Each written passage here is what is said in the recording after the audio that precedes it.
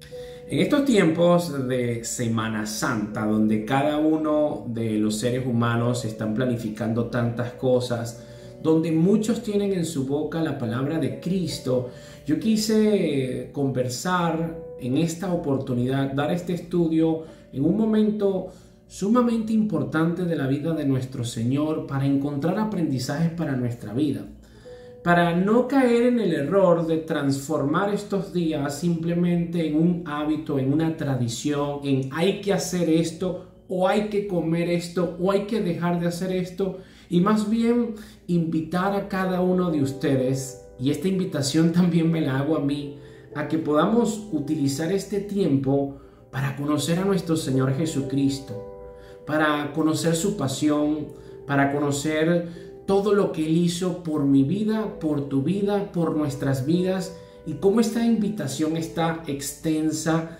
en este momento, cómo está extendida para la vida de todo aquel que se arrepiente y cree.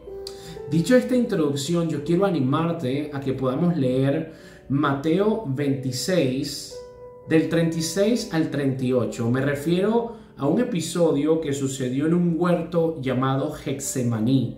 Y es posible que este estudio vayamos a dividirlo en dos para hablar de Getsemaní. Esta es la primera parte, y sin más preámbulos, pues entonces vamos a leer Mateo 26 del 36 en adelante. Entonces llegó Jesús con ellos a un lugar que se llama Getsemaní y dijo a sus discípulos: sentaos aquí, entre tanto que voy allí y oro. Y tomando a Pedro y a los dos hijos de Zebedeo, comenzó a entristecerse y a angustiarse en gran manera. Entonces Jesús les dijo: mi alma está muy triste hasta la muerte. Quedaos aquí y velad conmigo. Padre, ilumínanos para entender estos versículos, para extraer el néctar de tu palabra y poder llevarlo a cabo en nuestra vida. Amén. Cuando leemos en Mateo 26:36 que el lugar se llama Getsemaní, por si no lo sabes y para dar un pequeño contexto, la palabra Getsemaní significa prensa de aceite. Yo que tuve la oportunidad, el privilegio y la bendición de visitar 2 veces Israel, el Monte de los Olivos está aquí y aquí está Jerusalén. Entonces tú tienes que descender del Monte de los Olivos para llegar a Jerusalén. Y mientras tú desciendes en el Monte de los Olivos, justo aquí está el huerto de Getsemaní. Estaba rodeado de olivos y las olivas eran vertidas en un depósito de piedra para ser machacadas con otra piedra redonda, la cual se le pasaba por encima rodándola varias veces a manera de molino. De esta forma se le extraía el aceite, el cual salía por una abertura hacia un recipiente en el suelo. Esto es lo que significa Getsemaní, una prensa que ejerce presión, valga la redundancia, para sacar el aceite. Pero el Espíritu Santo, que es un maestro que deja detalles escondidos en la Escritura para nosotros aprender de estos detalles, muestra este nombre y lo deja plasmado en la Escritura para que nosotros seamos diligentes estudiando la Escritura y reconocer que la sangre que salió de la frente de nuestro Señor Jesucristo y posteriormente la que derramó en la cruz son simbolizadas por el aceite que se obtiene de las olivas machacadas. O sea, quiere decir Getsemaní, el significado espiritual de este pasaje es que los pecados de la humanidad que oprimían tanto al Señor hacían que su sangre saliera de Él. Imagínate la presión que estaba atravesando nuestro Señor Jesucristo. Y es importante que nosotros cuando estudiemos podamos tener tiempo para meditar. Y la meditación es como la masticación del alma, donde tú puedes recrear ese contexto, ver a nuestro Señor en ese estado de presión, donde todo le oprimía, donde estaba angustiado, donde muchas veces te encuentras tú, donde muchas oportunidades he estado yo. Cuando sentimos que las cosas no nos funcionan, cuando tenemos mucha presión, cuando tenemos angustia, cuando las calamidades del mundo están ejerciendo una presión que te oprimen. Eso podríamos definirlo como Getsemaní. Getsemaní fue la arena de agonía donde se libraría una gran batalla. Jesús entró en ese valle de sombra de muerte con el fin de prepararse a sí mismo y a los discípulos para el suplicio del día siguiente. Ahora, ¿qué podemos encontrar en primer lugar con lo que acabamos de describir? Jesús, nuestro Maestro, nuestro Señor, sabe a la perfección lo que es estar bajo presión. No tenemos un Dios distante que no conoce nuestras necesidades y debilidades. No tenemos un Señor que está perfecto y que nunca ha padecido lo que yo padecí. Y esto es muy poderoso y vamos a estudiarlo el día de hoy con más detalle. ¿Cuáles son las ventajas y las bendiciones que podemos encontrar al reconocer que nuestro Señor, nuestro Salvador, sabe, comprende lo que es estar bajo presión? Volviendo a nuestro pasaje inicial, dice en el versículo 37, y tomando a Pedro y a los dos hijos de Zebedeo, comenzó a entristecerse y a angustiarse en gran manera. Entonces Jesús les dijo: mi alma está muy triste hasta la muerte. Quedaos aquí y velad conmigo. Fíjate, y aquí vamos a empezar a estudiar sistemáticamente la Escritura para seguir consiguiendo perlas que nos bendicen y nos edifican. Dice mi alma. Alma se refiere al asiento de nuestras emociones y nuestros sentimientos. Y es muy curioso que cuando se menciona el alma de Jesús, solamente se hace en dos oportunidades. Juan 12:27, cuando el Señor dice: ahora mi alma se ha angustiado. ¿Y qué diré? Padre, sálvame de esta hora. Pero esto ha llegado a esta hora. Y la segunda vez que se menciona el alma de Cristo es en esta oportunidad en Getsemaní. Si bien es cierto que el Maestro lloró en varias oportunidades registradas en el Evangelio, encontramos cuando lloró por Jerusalén, cuando lloró por Lázaro, eso fue una expresión, una emoción. Pero cuando se refiere a un alma turbada, un alma angustiada, solamente los evangelios lo registran en dos oportunidades. Y estas dos oportunidades en las cuales Cristo padeció esta angustia y se entristeció, no fueron por la tormenta, más bien en la tormenta estaba durmiendo. No fue por los señalamientos, ni por los falsos testimonios, ni en situaciones de presión cuando su muerte corría peligro, porque la misma Escritura dice que cuando lo rodearon para apedrearlo, Él pasó por en medio de ellos. Su alma estaba turbada cuando hablaba del momento que iba a experimentar nada más y nada menos que la ira y la separación de Dios. Las dos veces que mencionan el agitamiento, la presión del alma de Cristo, fueron íntimamente relacionadas cuando Él sabía que se tenía que enfrentar a la ira de Dios Padre y que por primera vez se iba a separar de Dios. Y muchas veces nosotros, que nos llamamos cristianos, que quiere decir queremos ser como nuestro Maestro y seguir a Cristo, somos angustiados y presionados por tormentas, por señalamientos, por deudas, por alguna situación emocional o intrafamiliar o por un luto, pero no nos perturbamos por estar lejos de la presencia de Dios. No nos angustiamos por pensar que en algún momento, si no nos arrepentimos y si no creemos en Él, vamos a tener que enfrentar esa ira. Y aquí hay un aprendizaje importante. Si tú dices que eres seguidor de Cristo, es porque quieres ser como Él es. Y lo único que angustió el alma de nuestro Señor es saber que tenía que separarse de Dios por causa del pecado y que tenía que experimentar su ira.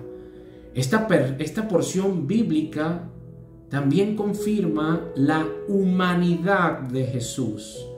Este ser único en la eternidad es 100% Dios, porque solamente Dios puede soportar la ira de Dios.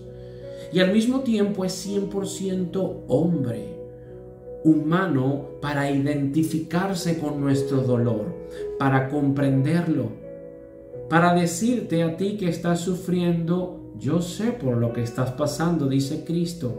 Vengan a mí los que estén cargados y angustiados, que yo les daré descanso. Yo quiero decirte, indistintamente por lo que tú estés atravesando hoy, que nuestro Señor Jesucristo comprende a cabalidad tu situación actual. La Biblia dice en Filipenses 2, versículo 6 y 7, capítulo 5, sino que se despojó a sí mismo tomando forma de siervo, haciéndose semejante a los hombres. Cristo se hizo semejante a los hombres para que el hombre encontrara en él un punto de apoyo, para que el hombre comprendiese de que él no está separado de lo que a ti te está pasando, que él lo comprende a cabalidad. En segundo lugar, me gustaría compartirte, si no lo sabes, el Señor conoce tu debilidad. Hebreos 4:15 dice: porque no tenemos un sumo sacerdote que no puede compadecerse de nuestras flaquezas, sino uno que ha sido tentado en todo como nosotros, pero sin pecado. La tentación que tú estés atravesando, recuerda, Cristo conoce tu debilidad. Él es tu fuente de apoyo. Él sabe por lo que tú estás pasando. Él también fue tentado. Yo quiero, para ponerme en primera persona y poder un ejemplo y así poder asimilar un poco más, hablarte de un tema muy personal para entender un poco más esto. Hace un año, para ser exactos, el pasado abril del año pasado, falleció mi padre por un cáncer. En esos 9 meses que nuestra familia pudo ver su deterioro físico, nosotros pudimos comprender lo que implica tener un familiar que es un paciente oncológico. Yo puedo en el presente ver a una persona que acaba de enterarse que su padre está enfermo, que tiene un glioblastoma, y puedo comprender lo que está transitando. Puedo repasar en mi mente y recordar medicinas, noches en velas, incertidumbre, impotencia, tristeza, rabia, ansiedad, lágrimas, porque yo lo viví. Y como yo lo viví, yo puedo acercarme a Él y muchas veces ni siquiera darle una palabra, porque no hay palabra que pueda suprimir este dolor. Pero es importante darle esa compañía, decirle: yo estoy contigo, yo sé lo que te está pasando, yo también lo padecí. Y si yo como ser humano, pecador, finito, puedo identificarme con el dolor de otra persona, ¿cuánto no más nuestro Maestro, que voluntariamente se despojó de sus prerrogativas y se hizo siervo, que fue tentado en todo, que fue angustiado? Cuando tú estés en esa situación de caída, de abismo, de incertidumbre, de depresión, recuerda, Cristo te ama, Cristo comprende a la perfección donde te encuentras y Él es tu salida. Él es la respuesta a tu pregunta. Él es la luz que va a iluminar tus tinieblas. Él tiene propiedad para hablarte, para aconsejarte, para animarte, para exhortarte. Qué bonito es tener este Señor. Qué bonito es reconocer que el Dios al que yo le creo, al que yo voluntariamente decidí seguir, Él comprende mi dolor. Él sabe lo que yo estoy atravesando. Ahora, volviendo a nuestro versículo y nuestro estudio inicial, Mateo 26:38 dice: quedaos aquí y velad conmigo. El Señor dejó a 8 de sus discípulos en la entrada del huerto y llevó a Pedro, a Juan y a Jacobo más adelante. Estos 3 formaban el círculo más allegado del Señor y tuvieron el privilegio de estar con Él en 3 momentos especiales. Número 1, en la transfiguración. Lo puedes leer en Mateo 17, del 1 al 3. Número 2, cuando salió la hija de Jairo. Y número 3, en Getsemaní. Cuando se alejaron los demás discípulos, Jesús, con sus amigos más íntimos, empieza a aflorar sus emociones delante de ellos. En este momento no les dijo: testifiquen de mí. Lo único que quería era: acompáñenme, acompáñenme, mostrando su vulnerabilidad, su lado más humano, más sublime. Algunos enfocan este versículo con la importancia de tener cerca un círculo de amigos íntimos importantes para que a través de ellos puedas recibir consolación, animarte, etc. No digo que esté mal, pero yo en esta oportunidad quiero enfocarme únicamente en el Señor. En la actualidad vivimos en un mundo de personas, rodeadas de personas, con una vasta sensación de soledad. He conocido niños que se sienten solos y tienen padres y tienen hermanos. Jóvenes que se sienten solos y tienen amigos. Personas adultas que se sienten solas. Algunos han llegado al punto tal de soledad que el único compañero que tienen es el celular. El Señor conoce a la perfección la soledad. Cuando nosotros empezamos a leer todo lo que le pasó a nuestro Señor Jesucristo, empezamos a ver cómo empezaron este grupo de personas. Primero lo siguió multitud, curiosos, personas que querían ver cómo Él hablaba. Eran seguidores, mas no discípulos. Pero Juan, en el capítulo 6, versículo 66, dice: como resultado de esto, muchos de sus discípulos se apartaron y ya no andaban con Él.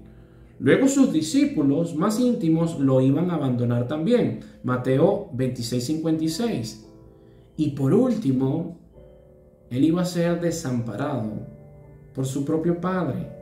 Cuando en Mateo 27:46 dice: y alrededor de la hora 9, Jesús exclamó: Elí, Elí, lama sabactani. Esto es: Dios mío, ¿por qué me has abandonado?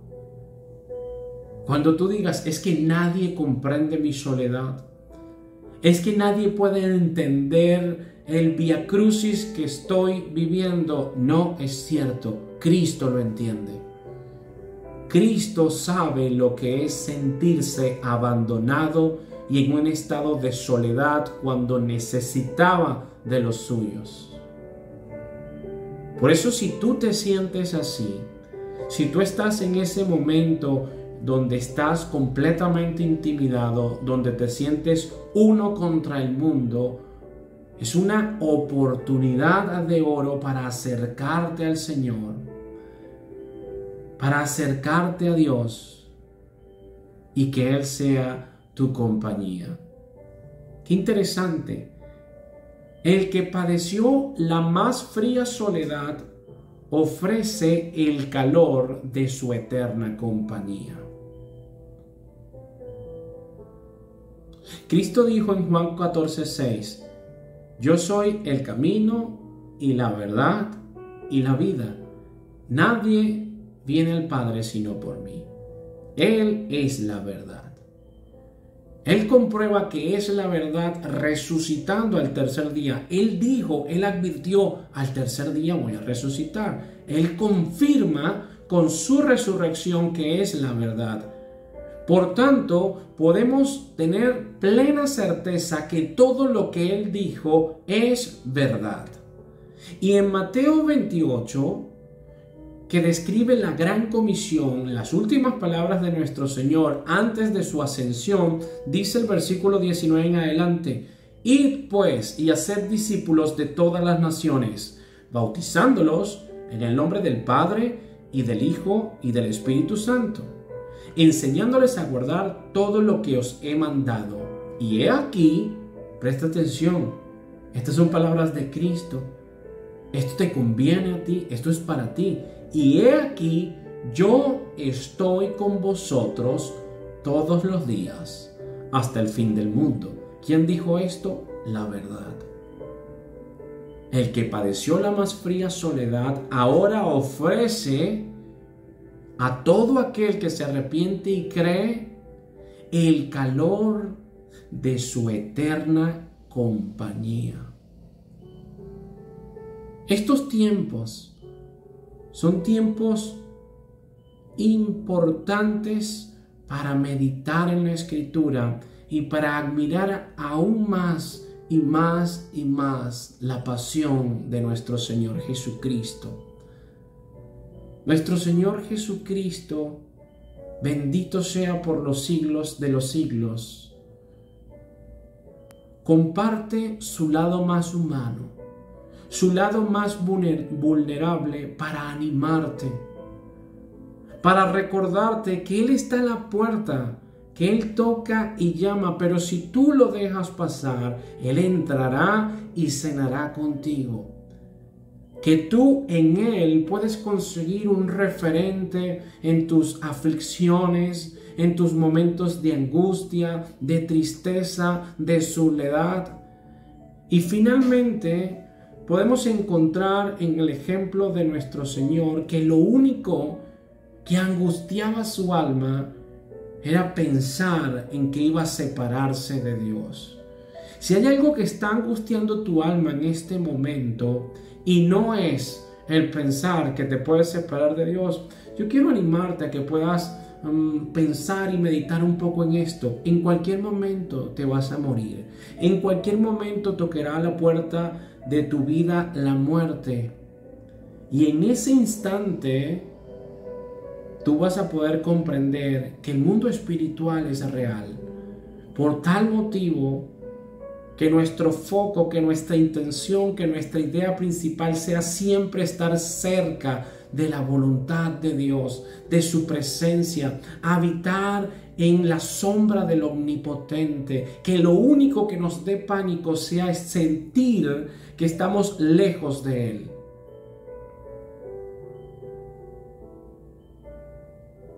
Hermano, que la gracia y que la paz de Dios te bendiga. Que esta sea una oportunidad para derramar tu alma delante de la presencia de Dios. No subestimes la oración y aprovecha este periodo, este tiempo para entrar en la presencia de Dios. Amén.